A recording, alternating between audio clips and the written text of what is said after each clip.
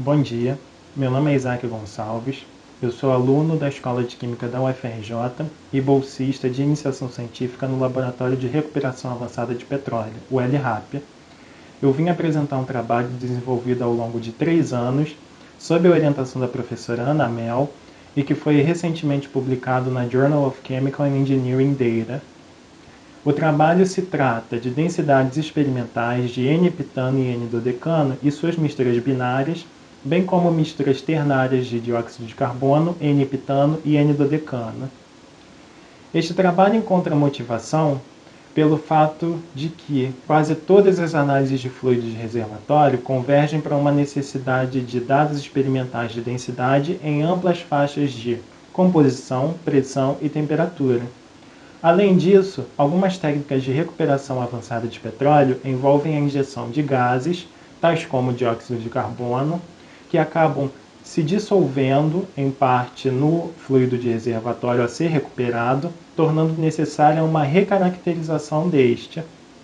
Em adição, fluidos do pré-sal costumam ter altos teores de gases dissolvidos e estão submetidos a altas pressões, o que seria mais uma força motriz atual para a contribuição de dados experimentais na literatura. Desta forma, o presente trabalho tem como objetivos o estudo do comportamento volumétrico de misturas de CO2 e hidrocarbonetos em composições e condições representativas do pré-sal. Como objetivos específicos, tem-se a obtenção de um banco de dados experimentais de densidades para as misturas. Além disso, a modelagem termodinâmica desses dados obtidos experimentalmente. A metodologia empregada fez uso de um aparato experimental que consiste de um computador, onde os dados desejados de pressão são inseridos e o sinal elétrico é transmitido a uma bomba Quisix Q5000, que utiliza água como fluido de trabalho, que pressuriza uma célula pistão da Procerv, que vem a conter as misturas de CO2, heptano e dodecano. A pressão ela é transmitida ao densímetro DMA-HPM da Anton-Par e um periférico do densímetro MPDS-5 ele mostra a temperatura e esta temperatura é controlada por um banho termostático Julabo 300F. O MPDS-5 ele também mostra outra propriedade essencial para a calibração, que é o período de oscilação, representado por essa letra grega tau. Na literatura, a calibração desse densímetro é baseada no trabalho de Laguretti e colaboradores, em que Comunhas e colaboradores em 2006 realizou uma simplificação do método utilizando dados de vácuo e de um único fluido de calibração em vez de 2 fluidos de calibração como era empregado por Laguretti. Então, o presente trabalho ele adaptou o método de Comunhas e utilizou como pressão de referência 0,1 megapascal. E a primeira etapa para a obtenção das incertezas foi avaliar as derivadas parciais em relação às variáveis que são fontes de erro e, em seguida, a obtenção das incertezas padrão.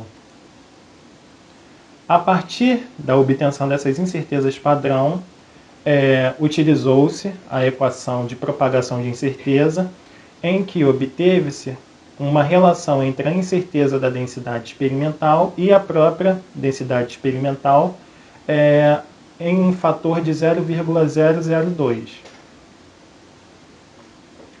Bom, os resultados para as misturas binárias de N-heptano e N-dodecano seguiram as tendências observadas na literatura, que se trata do aumento da densidade conforme o aumento da pressão e a diminuição da densidade conforme o aumento da temperatura. Também observou-se que a densidade das misturas ia diminuindo conforme o teor de heptano aumentava, visto que a densidade do heptano era a menor comparada ao N-dodecano. Em relação às misturas ternárias, observou-se que a densidade das misturas aumentava conforme o teor de CO2 aumentava, visto que por uma análise similar ele era o que possuía maior densidade nas condições medidas, bem como o comportamento das curvas de densidade tornavam-se mais similares ao do CO2. Bom, em relação à modelagem termodinâmica, o primeiro dos dois modelos que foram utilizados se trata do modelo empírico Tite, que é amplamente utilizado na literatura e que contém em laranja os parâmetros a serem estimados. O segundo modelo tratado se refere ao modelo polinomial de Amorim e colaboradores de um trabalho realizado em 2007. Esse modelo em específico, ele trata as propriedades derivadas da densidade, ou seja, a expansividade volumétrica e a compressibilidade isotérmica como polinômios. E a partir de uma relação termodinâmica fundamental e a partir de uma densidade de referência, é que são obtidos os dados de densidade mesmo através de um tratamento posterior do modelo. A modelagem termodinâmica em si, ela foi feita com o algoritmo simplex Nelder-Mead, voltado para a minimização da função objetivo, que aqui foi utilizado a expressão do desvio quadrático médio. Comparando os dois modelos, não foi visto uma discrepância muito significativa em relação ao desempenho dos dois, considerando que os dois tiveram desempenhos muito bons e que conseguiram sim reproduzir as densidades experimentais no geral. Porém, quando se analisam as propriedades derivadas, aqui em relação ao heptano puro, observa-se que o modelo Tite ele erra mais as propriedades derivadas nos pontos extremos da faixa medida. Então, em relação à compressibilidade isotérmica, os pontos em que se erra mais são 5 MPa e 70, enquanto que a expansividade volumétrica erra-se mais em 293,15 Kelvin e 363,15 Kelvin. Desta forma, em relação às propriedades derivadas, disse-se que o modelo polinomial teve um desempenho melhor do que o modelo Tite. Como conclusões gerais, as densidades experimentais foram obtidas, visto que enquanto objetivos específicos era o que foi proposto mesmo, e as tendências destas foram compatíveis com a literatura.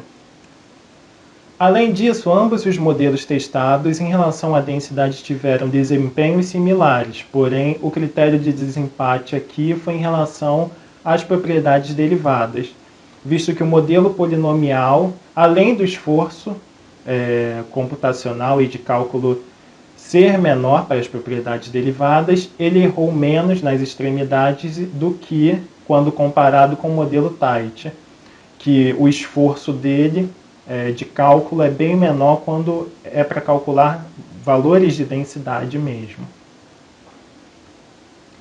Como perspectivas futuras, pensa-se no desenvolvimento de um modelo empírico mesmo, só que dessa vez incluindo também a composição, gerar um único modelo com a composição também sendo uma variável de entrada para que se possa globalizar mais o modelo e facilitar a aplicação deste.